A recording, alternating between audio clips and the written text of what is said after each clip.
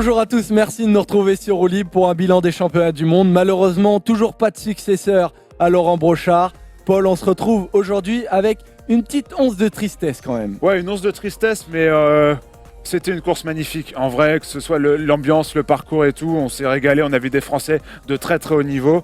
Non, once de tristesse, mais rapidement oublié finalement après la course. Il y a un débat, Paul, sur Alejandro Valverde qui nous attend. Il y a un focus sur Romain Bardet et l'équipe de France. Et on va parler de Woods, évidemment, le médaillé de bronze. Mais on commence par l'équipe de France et sa stratégie. C'est le focus.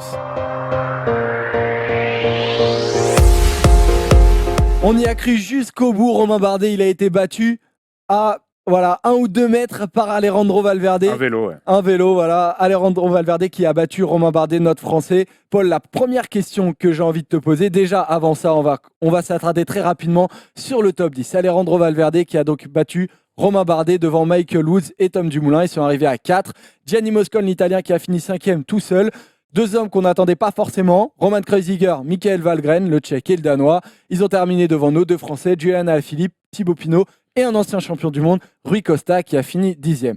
Avant de parler d'Alejandro Valverde et de la stratégie globale de l'équipe de France, Paul, est-ce que Romain Bardet est un beau médaillé d'argent ? Bien sûr, et je vois pas comment on pourrait dire le contraire. Il arrive au sprint avec l'un des plus grands finisseurs de l'histoire de ce sport. Il ne pouvait pas espérer mieux sur ce sprint à 4. Il a tout tenté dans la dernière montée pour le lâcher. Mais il n'y avait rien à faire. Valverde était imprenable aujourd'hui. Non, je pense que Romain Bardet, passé la déception de l'arrivée à chaud, je pense qu'il peut se satisfaire pleinement de cette médaille d'argent, qui est une magnifique médaille, et pour lui et pour l'équipe de France. Bon, en tout cas, lui, à la fin, il était heureux. J'espérais. D'abord, il a expliqué la stratégie de course. Et il explique, j'espérais le retour de Julian dans le final. J'avais prévu de faire mon effort en haut de la bosse. Le but, c'était d'emmener Julian dans la dernière ascension. Ensuite, il dit, tout le monde s'est mis à la planche pour lui. Thibaut m'a lancé dans la dernière ascension, idéalement. J'ai voulu emmener Julian. J'ai vu qu'il ne suivait pas. On a vu qu'il s'est retourné pour le chercher. Donc, j'ai continué mon effort et j'ai attaqué au sommet. Il avait des jambes, en fait, en cette fin de saison, Romain Bardet. Il avait des jambes de folie et ça concorde bien avec sa préparation. Une bonne préparation sur les semi-classiques italiennes où il s'est tiré la bourre avec Gianni Moscon. Et bizarrement, Gianni Moscon, on retrouve aussi en pleine bourse sur ces championnats du monde. C'était une excellente préparation pour Romain Bardet. C'était bien calculé de la part de lui, de son staff et de la G2R. Il est arrivé en pleine possession de ses moyens, au contraire d'autres coureurs, même parmi l'équipe de France. Ça récompense, j'ai envie de dire, un début de carrière, Romain Bardet, et une belle saison 2018. On est content que Romain Bardet, en fait, il valide ça et que ce soit un premier médaillé depuis, en fait, Anthony Gélin. Ouais, c'est fou. Il a commencé fort cette saison 2018 avec l'Estrade Bianche.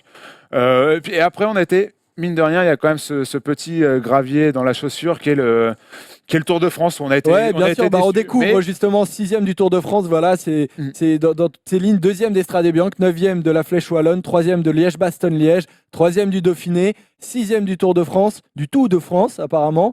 2e du Tour de Toscane. C'est moi qui ai fait la faute, je suis désolé. Et donc, ça se termine avec l'argent sur les mondiaux. Bon.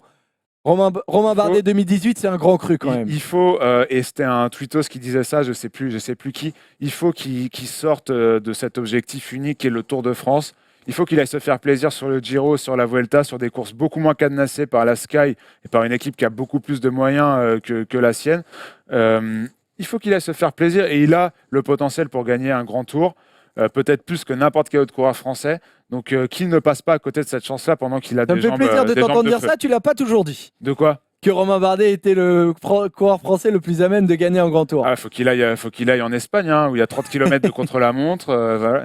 Il faut que les étoiles soient alignées quand même pour qu'il gagne, quoi. Mais Bon, c'est Romain Bardet du coup qui a pris la médaille d'argent. On ne l'attendait pas forcément. On attendait plus Julian Alaphilippe qui a donc terminé 8e. Paul, est-ce que tu es déçu par Julian Alaphilippe ? Ouais, évidemment, déception. Et comme je te l'ai dit par message, heureusement que Romain Bardet finit deuxième et prend une médaille d'argent, parce que sinon, je pense qu'on serait tombé, et à juste titre, sur Julien Alaphilippe, parce qu'il est une équipe qui a roulé pour lui toute la journée. On a vu un Thibaut Pinot qui aurait pu partir dans un coup peut-être à 20-30 km de l'arrivée, il ne l'a pas fait. Il a plutôt annihilé toutes les attaques de ses adversaires. On a vu un Romain Bardet qui est resté au chaud à côté de lui. On a vu un Anthony Roux rouler en début de course. On a vu ensuite des galopins, des mollards faire les efforts nécessaires pour que Julien Alaphilippe soit amené sur un fauteuil au pied de la dernière côte, et c'est ce qui a été le cas. Donc la stratégie de l'équipe de France était parfaite, mais Julien Philippe n'a pas répondu aux attentes qu'on a placées en lui. Tour de Grande-Bretagne, Tour de Slovaquie. Pour moi, il y a un vrai problème dans cette préparation. Ça manque de dénivelé. Alors, à la fin, il dit, j'ai pas d'excuses, j'ai donné le maximum. C'est tout simplement les jambes qui m'ont lâché dans les derniers mètres, dans les pourcentages les plus durs. J'ai fait une grosse saison, je n'avais plus les jambes. J'ai fini en zigzagant, j'étais à la rupture. Aucune excuse, je ne pouvais pas faire mieux. Il a répété au moins 4 fois dans cette interview, j'ai pas d'excuses, j'ai pas d'excuses. C'est bien, Julian Alaphilippe, il assume, mais je pense qu'il a fait une réelle erreur. Sur cette préparation, il manquait de dénivelé. Bien sûr, au contraire d'un Romain Bardet qui allait se tester sur des courses d'un jour avec un peu plus de dénivelé. Julien Alaphilippe a fait 2 erreurs, en plus de celles que tu viens d'expliquer. Il a aussi trop couru pour ma part et trop couru à haute intensité. C'est-à-dire qu'il a joué, il a gagné les classements généraux sur ces 2 courses et il a gagné des étapes. Et en les jouant tous les jours, en étant concentré tous les jours, on sait que ça prend de la lucidité de courir pour un classement général, en plus qu'un coureur lambda en fait. Ouais, et du coup, par ce manque de dénivelé et par cet objectif de remporter toutes les courses auxquelles il participe, Julien Alaphilippe, je pense que c'est un peu cramé sur ce dernier mois de septembre, août-septembre. J'ai l'impression, déjà, on se rend compte que Julian Alaphilippe est humain après son année hallucinante. On l'imaginait pas perdre, en fait. Voilà, c'est ça, mais on s'est rendu compte que il était humain. Et peut-être que lui aussi, il voulait savoir jusqu'où il pouvait aller dans cette forme. Et il a atteint peut-être une limite. Et vous savez quoi? Moi, je suis sûr et certain que Julian Alaphilippe, il va apprendre de cet échec, comme il a appris de sa saison 2017 qui a été un échec. On a vu ce qu'il a sorti en 2018. Franchement, on va le retrouver un jour sur les championnats du monde, Julian Alaphilippe. Si on a un parcours qui lui correspond. Pour moi, le parcours suisse dans 2 ans, c'est un parcours parfait pour lui. C'est à Aigle, effectivement. Tu as vu le profil. Un profil un peu similaire dans la construction à celui qu'on a eu cette année, avec une côte moins dure. Et surtout pas cette dernière côte qui fait mal comme ça, un peu moins dénivelée, une côte moins dure, une dizaine de kilomètres de descente et de plat avant l'arrivée. Là, c'est pour du Alaphilippe, à mon avis. Ça ressemble beaucoup au Tour de Lombardie. Ouais, ça peut lui sourire. Tu as évoqué rapidement cette équipe de France où tout le monde a travaillé les uns après les autres. Donc, Paul, est-ce que ce championnat du monde a été réussi par l'équipe de France? C'est une réussite pour moi de A à Y. De A à Y parce qu'on n'est pas champion du monde et que Alaphilippe aurait dû nous ramener ce titre-là. On découvre, Paul, juste avant, le classement des Français avec 4 Français donc, qui finissent dans les 50 premiers. Romain Bardet, 2e. Julian Alaphilippe et Thibaut Pinot, l'un après l'autre, 8e, 9e. Rudy Mollard, 31e. Et Tony Galopin, enfin, 58e. Geniez, Barguil, Roux n'ont pas terminé. C'est des beaux classements. C'est des beaux classements et au-delà du classement qui finalement n'est pas très représentatif, notamment pour Rudy Mollard et Tony Galopin, c'est féliciter le travail de ces 2 coureurs et surtout celui de Rudy Mollard qui, à l'image d'un Thibaut Pinot, s'est vraiment sacrifié dans la dernière bosse, déjà pour replacer les leaders. On l'a vu replacer et Bardet et Alaphilippe, et aussi il a annihilé quelques attaques des autres nations. Il a amené du liant, Rudy Mollard, juste pour s'attarder sur lui particulièrement, il a amené du liant, son état d'esprit, mais merci quoi, il a été exceptionnel. C'est quelqu'un, franchement, mais merci Cyril Guimard d'avoir pensé à lui et d'avoir récompensé sa saison. On découvre sa déclaration à la fin, on s'est retrouvé à 4 au pied de la dernière bosse. Le but c'était de contrôler pour qu'il n'y ait pas d'attaque jusqu'au pied. J'ai tout donné jusqu'à ce moment pour condamner toutes les attaques et laisser nos 3 leaders s'expliquer dans la montée. Romain fait 2e, battu par Valverde. Je pense qu'il ne peut pas y avoir de regret. Quand il dit ça, quand il dit qu'il a tout donné pour éviter les attaques, il y a Greg Van Avermaet notamment qui a voulu attaquer et qui a dit mais en fait il contrôlait trop bien les Français, j'ai pas pu sortir. Bien sûr, moi j'ai dans la lignée de Rudy Mollard, j'ai trouvé un Thibaut Pinot exceptionnel. Dans la dernière montée d'Eagles, il a fait la pluie et le beau temps dans le peloton. Dès qu'un mec un peu dangereux sortait, il allait le chercher. Il voit Valgren partir, il se dit ah c'est pas grave, Valgren il va buter dans la dernière montée, c'est trop dur pour lui et a raison. Et pour au final arriver dans la dernière montée et faire le tempo pour faire exploser 15 coureurs dans sa roue. Donc non, le travail de Thibaut Pinot était fantastique. D'autant plus que vu les jambes qu'il avait, il pouvait espérer gagner cette course en vrai. S'il n'avait pas autant donné dans Eagles, s'il n'avait pas autant donné au pied de la montée, il pouvait jouer avec Bardet, avec Valverde, avec Michael Wood sans problème. Et c'est là ce sacrifice, cet état d'esprit, c'est magnifique et bravo à lui et bravo à Cyril Guimard pour avoir su fédérer autour de ces coureurs de talent qui pouvaient avoir des objectifs personnels et qui ont mis ça de côté pour un objectif collectif. Ah, voilà, cette stratégie de l'équipe de France, on peut dire donc qu'elle était presque pas faite, presque. C'est un synonyme là de Valverde, malheureusement. Valverde, on n'a pas peur d'en roue libre. On va poser la question. Voilà, un peu poil à gratter. Est-ce que Valverde fait un beau champion du monde? On s'impose tout de suite dans le débat.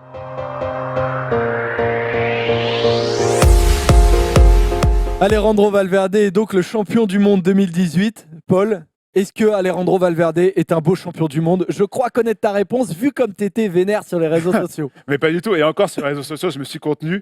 Mais je trouve ça scandaleux, vraiment, je pèse mes mots, de toute cette hype autour d'Alejandro Valverde. J'entends ces gens dire que c'est un super champion du monde, c'est magnifique pour l'image du vélo, etc. Mais comment on peut dire que c'est magnifique que Alejandro Valverde, suspendu pour dopage, soit un beau champion du monde à 38 ans? Enfin non, mais pour moi, il y a des aberrations. Je ne sais même pas par où commencer, en fait. Il y a l'âge, il y a son palmarès. Cette saison, il court à un niveau d'un mec qui a 27-28 ans. Il y a le nombre de kilomètres qu'il a fait, qui est le plus grand nombre de kilomètres parmi le top 10 de ce championnat du monde. Puis il y a cette histoire, cette affaire Puerto en 2006. On ne va pas revenir là-dessus, mais on se souvient que chez le docteur on peut l'expliquer, on est en plein dedans. Donc autant l'expliquer. Puerto, c'est Emiliano Puerto qui a été l'affaire Puerto, c'est le docteur Fuentes, pardon, l'ancien médecin de la Kelme, donc une équipe dans laquelle a couru Alejandro Valverde, et donc qui a eu lieu donc en 2006. Et en 2010, Alejandro Valverde a été suspendu parce qu'il était dans la liste de l'affaire Puerto. Et enfin, voilà, donc pas dans la liste, c'était pas une liste, c'était des poches de sang qu'on a retrouvées chez le docteur Fuentes. Paul, combien de noms ont été donnés dans cette liste-là? On s'en fout des autres noms. Là, on parle de Valverde. Le débat, c'est Valverde. On peut se concentrer sur Valverde. Valverde était dans cette liste. Des poches de sang ont été retrouvées. Et sur les poches de sang, c'est ce qui est marqué. Il y a marqué Val Piti ou Val Titi, je ne sais plus. C'était le nom de son chien, en fait, parce que le Dr Fuentes avait l'habitude de prendre les premières lettres des coureurs et de terminer le nom avec les noms des chiens. Donc toi, en fait, tu lui as pas pardonné. Donc toi, terminé. Alejandro Valverde, on lui pardonne pas. Il prend 2 ans de suspension, mais on lui pardonne pas. C'est que il y aura toujours une épée de Damoclès au-dessus de sa tête parce qu'il a trempé dans l'histoire de dopage et il représente pour moi les vestiges d'une époque d'un dopage généralisé dans le peloton, symbolisé par du Armstrong, par du Basso, par du Contador. On a tiré un trait sur ces coureurs-là, où c'est Armstrong et même un peu post-Armstrong. On a tiré un trait sur ces coureurs-là. Le seul problème, c'est que Alejandro Valverde est toujours là. Il a 38 ans et il court avec peut-être les meilleures jambes de sa vie. Pour moi... Non, ça c'est faux, Paul. Il ne court pas avec les meilleures jambes de sa vie. Les meilleures jambes de sa vie, c'est quand Armstrong le laisse gagner. Bon, il suit Armstrong jusqu'en haut de l'Alpe d'Huez. Ça, c'est des jambes qui, j'avoue, sont douteuses. Depuis son retour, je suis désolé, ses performances ne sont pas exceptionnelles. Sa saison 2018... On a un tableau. Sa saison 2018, elle est bonne, mais elle n'est pas exceptionnelle. Elle n'est pas exceptionnelle. Non, je suis désolé.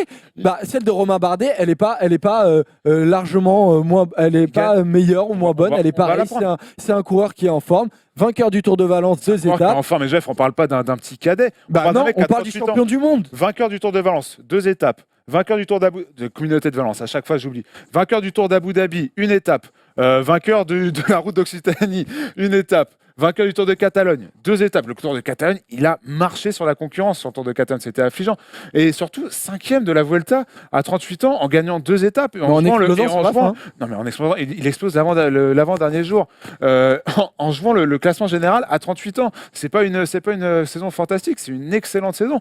Il finit 2e de la Flèche Wallonne derrière un Julien Lafilippe qui marche sur l'eau. Non mais attends, Paul. Je comprends que tu sois énervé que Alejandro Valverde, pour toi, ne soit pas le plus beau champion du monde qui soit.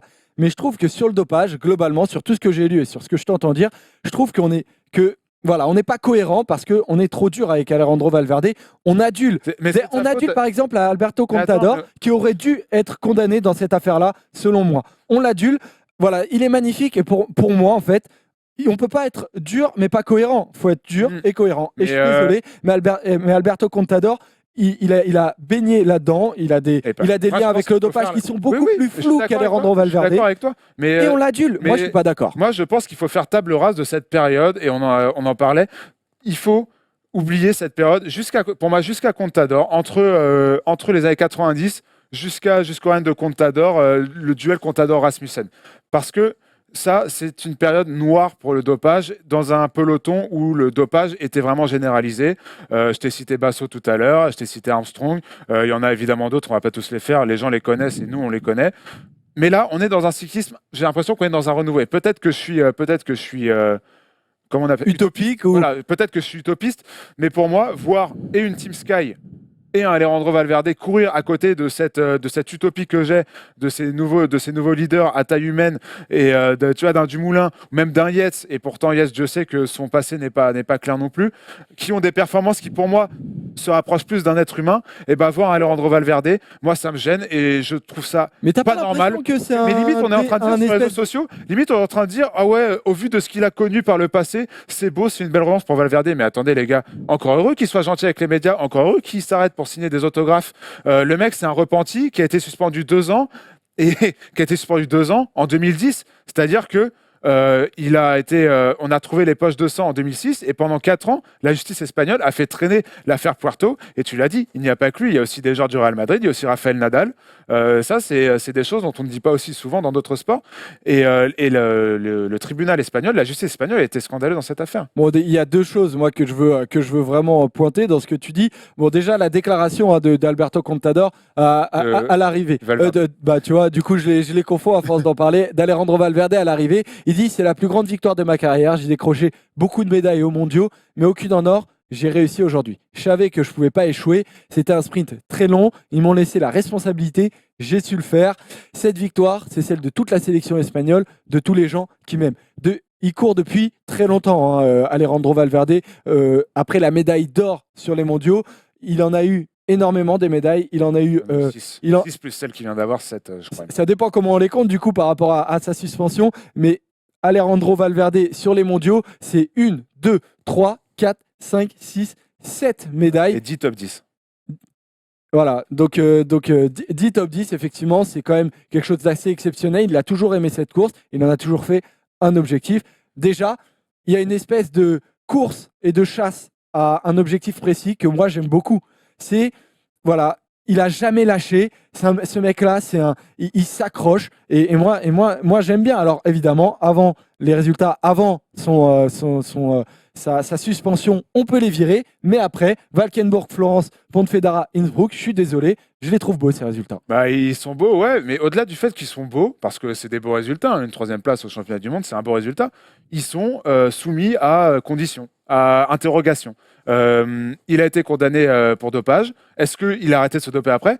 Je voulais parler de l'exemple de Justin Gatlin. Justin Gatlin, condamné pour dopage, il revient, il fait des temps encore meilleurs. Et bizarrement, je pense que personne dans le monde de l'athlétisme et dans le monde des suiveurs de plus ou moins près de l'athlétisme pense qu'il court à l'eau claire maintenant. Et comme Valverde, pourquoi ce ne serait pas pareil? Comme tu l'as dit tout à l'heure, tu dis ouais, il n'est pas meilleur qu'avant. Je suis désolé, depuis sa suspension, il a gagné 4 de ses 5 flèches wallonnes. Il s'est offert un palmarès monstrueux, notamment sur les courses d'une semaine. Oui, mais beaucoup moins sur les grands tours. Moi, depuis 2015, il échoue sur les grands tours. Ouais, mais les grands tours, pour moi, c'est moins son profil. Et c'est pour ça que de le voir faire un 5... Ça l'était pas avant sa suspension. C'était son profil. C'était un espoir, c'était un grand espoir espagnol. On se souvient qu'il a porté le maillot blanc sur le Tour de France et qu'il a eu des galères, notamment je me souviens d'une chute en début de tour, je ne sais plus en quelle année, alors que certains en faisaient leur favori pour le Tour. Le problème, c'est que Valverde, et ça s'est vu au fil des années, ce n'est pas un coureur de grand tour. Et c'est pour ça que sa 5e place sur la Vuelta est étonnante, en plus de ces 2 victoires d'étape, et de le retrouver à un pareil niveau après avoir dépensé autant, alors qu'il a 38 ans, un mois plus tard. Je trouve ça spécial. Je sais pas, moi, globalement, je trouve qu'il y a un espèce de délit de sale gueule parce que Alejandro Valverde, mais parce que Alejandro Valverde est un coureur qui court froidement, qui donne pas d'attaque exceptionnelle, qui a pas la giclette de Contador, qui a pas, voilà, c'est un délit de sale gueule. Je suis désolé, qui a pas la giclette d'un Richard Virenque, qui n'a pas le bagou d'un Laurent Jalabert. En France, on adore ces gens-là. Et je suis désolé, on peut pas aimer les uns et détester les autres alors qu'ils ont baigné dans des affaires de dopage beaucoup plus floues, certains, qu'Alejandro Valverde. Voilà. Et comme je te le dis depuis tout à l'heure, Alejandro Valverde représente cet ancien cyclisme où tu as parlé d'un Contador, tu es même remonté jusqu'à Jalabert ou Virenque, de ce cyclisme où tout le monde était dopé. Ils l'ont tous été, ils ont tous été attrapés. Ça, c'est un fait. Mais le problème, c'est que, comme tu dis, il y a le panache d'un Virenque, il y a le bagou d'un Jalabert, il y a le Contador qui attaque tout le temps. Et Valverde. Et il y a Valverde. Valverde, oui, peut-être. Qui est champion du monde, Paul. Qui est champion du monde, mais qui est, en plus d'être dopé, en plus d'avoir été suspendu pour dopage, court de manière plate, une épicerie, on va dire, d'un épicier. Et en plus de ça, contre les épiciers, les pauvres ils disparaissent, arrête. Et voilà, le problème c'est qu'il y a toujours cette épée de Damoclès. Et pour avoir le dernier mot sur ce débat. Non, tu veux le dernier mot, toi? Bah non, je suis pas d'accord. T'auras le droit d'en avoir un aussi. Ah, je rigole. T'auras le droit d'en avoir un aussi, Vas-y. mais je vais terminer sur le fait qu'il faut arrêter, notamment chez les anciens coureurs. J'ai vu beaucoup de réactions. Je les citerai pas parce que ça sert à rien, mais la majorité des anciens coureurs, des consultants. Cyclistes, etc., on dit que c'était un très beau champion du monde sans nuancer. Et tu es obligé de nuancer quand tu connais un peu le vélo, que tu connais un peu le passé et que tu connais un peu Alejandro Valverde. Tu peux te féliciter du fait que ce soit un beau champion du monde parce qu'il est gentil, etc., mais encore heureux qu'il le soit parce que c'est un repenti. Mais tu es obligé de nuancer, surtout quand tu es un ancien professionnel ou quand tu es consultant ou journaliste. Bon, malheureusement, voilà. Malheureusement pour toi, tant mieux pour moi. Bon, voilà, j'étais plutôt heureux, c'est vrai, de la victoire de Valverde, mais on s'est pas mal écharpé là-dessus. Il est champion du monde devant Romain Bardet. Et derrière, il y a toute une panoplie de coureurs qui sont plus ou moins déçus. On en parle tout de suite dans les bonifications.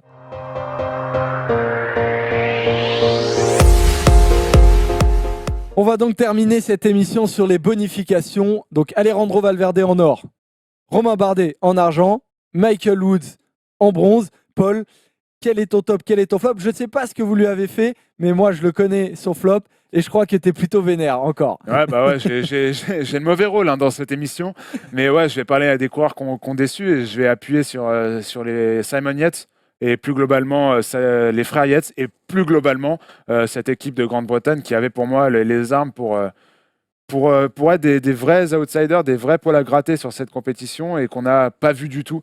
Et Simon Yates, le premier, je suis très déçu de sa performance. Il a explosé très rapidement dans Eagles.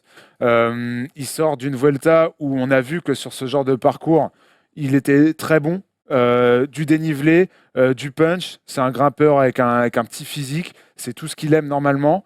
Je comprends pas Simon Yates, je comprends pas ce qui s'est passé. Peut-être que c'est trop dur finalement d'enchaîner et une bagarre pour un classement général en grand tour et une course d'un jour à ce niveau-là un mois après. Mais visiblement pas pour tout le monde en fait. Donc Simon Yates t'a déçu. Est-ce que tu as d'autres coureurs qui t'ont déçu, ou tu es déçu par le résultat d'un des coureurs, pas forcément par lui. Je pense notamment à Primož Roglič, malheureusement. Roglič qui chute, j'aurais bien aimé le voir à 100%, je suis vraiment déçu, c'était un de mes favoris. Yates et Roglič étaient mes favoris. J'avais mis une petite bise sur Moscon, mais je le souhaitais pas du tout. Donc déçu de Roglič, mais voilà, il a On a tous eu peur de Gianni Moscon. Vraiment eu peur. La stratégie des Italiens, bizarre quand même. Avec un Nibali, dans les déceptions Nibali qui saute aussi vraiment tôt et qui à mon avis a mis un coup à la stratégie italienne en fait. On sentait que ça roulait, mais il y avait Moscon et il y avait aussi Nibali et finalement Nibali coup d'épée dans l'eau à l'image de sa fin de saison compliquée depuis sa chute sur le Tour de France. Il y a les Colombiens décevants, Lopez, Uran, Henao, Quintana. Lopez qui a été gêné, que de toute façon c'était pas son profil. Et les Belges aussi avec Timo Ehlens, Tige Benoît. Décevant. Petit détail, Paul, sur les Colombiens.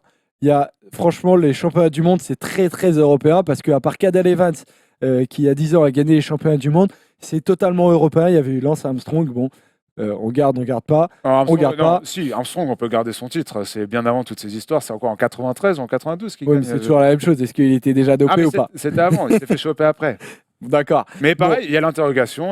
Voilà, il y a l'interrogation. La même que pour Valverde. Mais en tout cas, le championnat du monde reste quand même très européen. Mais bon, il y en a un non-européen quand même. Moi, c'est mon top. Il y a un non-européen qui a gagné une médaille de bronze. Je trouve ça quand même très beau. C'est Michael Woods, 31 ans. Il fait 3e après avoir gagné au Balcón de Biscaya. À l'arrivée, il disait « J'étais dans l'une de ces journées où tu sens que directement, en fait, que tout va bien se passer. Tout le monde avait peur de cette montée. C'était extrêmement difficile. Ça me rappelait un peu certaines montées du Tour du Pays Basque, par exemple, mais il n'y en a pas beaucoup dans le World Tour. Il y avait une ambiance de folie. des gens qui hurlent, du bruit de partout. C'est vrai que depuis le balcon des Biscaya, où il nous avait déjà un peu étonné, Ouais, Michael Woods. Il bat Dylan Tuns et il résiste au peloton. Non, je crois qu'il avait pas mal d'avance sur le peloton, j'ai plus le scénario. Mais il bat quand même Dylan Tuns. D'ailleurs, Dylan Tuns, déception. Déception aussi parmi les Belges. Déception. Ils ont non. les Belges. Michael Woods est dans la lignée de ce qu'il fait depuis 2 ans. On se souvient l'année dernière qu'il fait top 10 sur la Vuelta. Cette année, il fait deuxième de Liège-Bastogne-Liège derrière Jungels devant Bardet. Comme on se retrouve, tu vois. Non, très belle saison, ponctuée et par cette médaille et par cette très belle victoire. Et puis un sourire, on va pas se mentir, l'histoire aussi elle est belle pour Michael Woods, qui a perdu un enfant mort-né du coup avant la Vuelta. Ça a été très compliqué et on a vu son émotion en haut du balcon des Biscaya, son émotion maintenant. Michael Woods dans les prochaines années, Paul, roue libre 2019, je suis sûr qu'on va en parler. Ouais, on va en parler, mais on a déjà pas mal parlé mine de rien cette année. Et c'est marrant puisqu'il parlait du Tour du Pays Basque, tu sais, c'est dans le Pays Basque qu'il a gagné. Et le Tour du Pays Basque, c'était des arrivées un peu pareilles. Et Roglic et Alaphilippe s'étaient donné des guerres pas possibles avec Izagirre, je me souviens. Et c'est dommage qu'on n'ait pas eu ces 2 coureurs dans le final pour raisons diverses qu'on connaît. C'est un petit regret, surtout pour Alaphilippe, quoi. Ni un top, ni un flop. Entre les deux, j'ai envie de parler rapidement de Tom Dumoulin, voilà, qui finit 2e du contre-la-montre derrière Rohan Dennis. Et puis là, qui finit 4e. Cette année, il aura tout touché, mais il n'aura rien attrapé. Là, c'est fou, Tom Dumoulin, parce que c'est ce coureur qui sait tout faire. Mais finalement, dans des courses d'un jour comme ça, il lui manque un truc. Contre la montre, on voit que ce sacrifice qu'il a fait pour être bon en montagne, et finalement, face à Rohan Dennis, parce qu'il se tire à la bourre, les deux sont les meilleurs rouleurs du monde, il n'y a aucune contestation possible. Et finalement, tu vois qu'il perd en coffre face à Rohan Dennis. Et en montagne, même s'il a gagné, s'il a beaucoup progressé en montagne ces dernières années, on voit que par rapport à des punchers, notamment sur ce d'arrivée, c'est compliqué. Même si ces montées au train sont un exemple même, ça me rappelle vraiment du Jan Ullrich. Enfin bon, après, encore une fois, si on est dans le dopage, entre guillemets, ça me rappelle vraiment le Jan Ullrich de la ou du Cadel Evans, si tu veux prendre quelqu'un qui est aimé par le grand public. Cadel Evans, non, parce que je le trouve, Cadel Evans s'attaquait plus. Il était moins au train que Tom Dumoulin. Tom Dumoulin, ses attaques sont au train, ses montées sont au train, tout est au train. Et c'est assez marrant, je trouve. Moi, j'aime bien. Mais comme je viens de t'expliquer, le fait de vouloir être bon, notamment sur les grands tours, ça nécessite de faire des petits sacrifices un peu sur le contre-la-montre, un peu en montagne. Et du coup, t'es plus le meilleur nulle part. Bon, Paul, on a terminé pour ce bilan des championnats du monde, mais on n'a pas terminé la saison sur roue libre. Évidemment, il y aura le Tour de Lombardie qu'on va suivre particulièrement parce qu'il y aura sans doute des Français. Ouais, le Tour de Lombardie, une course d'un jour qui sourit vraiment aux Français. On se souvient du festival de Thibaut Pinot et de Julien Alaphilippe l'année dernière. Il y a du dénivelé, ça ressemble beaucoup à ce qu'on a vu aujourd'hui, avec un peu moins de dénivelé. Donc, je pense qu'on aura Alaphilippe revanchard. Il y aura aussi Milan-Turin à suivre, qui est toujours une course que Thibaut Pinot aime bien, notamment. Ça va être cool, c'est une fin de saison avec les classiques italiennes, toujours très intéressante à suivre. Bon, donc du coup, à défaut d'avoir un successeur à Laurent Brochard, on va essayer d'avoir un successeur à Laurent Jalabert, dernier vainqueur du Tour de Lombardie. Rendez-vous donc le 13 octobre pour la course et dans les jours d'après pour le bilan. Salut mon Polo. Salut les gars, à bientôt. Salut les rouleurs.